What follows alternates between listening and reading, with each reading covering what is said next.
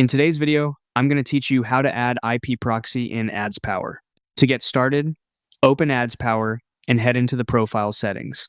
You can do this by clicking the plus icon to create a new profile, or if you want to update one you already have, click the edit pencil icon on that existing profile.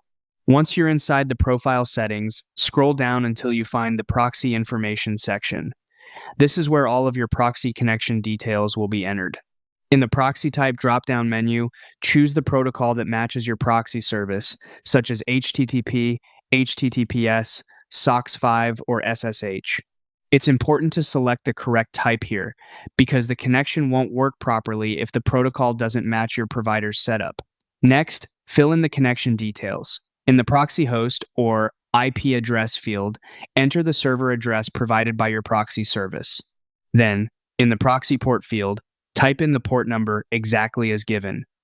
If your proxy requires login credentials, enter the proxy username and proxy password in the appropriate fields. If your provider uses IP whitelisting instead of username and password authentication, simply leave those credential fields blank. That part is normal, so don't worry if you don't need to enter anything there. After that, test the connection by clicking the blue Check Proxy button.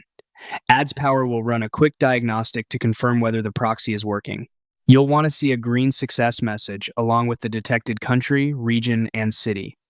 That helps verify that the proxy is connecting correctly and routing through the expected location. Before saving, make sure your time zone, WebRTC, and geolocation settings are all set to based on IP. This helps align the browser fingerprint with the proxy's actual location, which is important for consistency.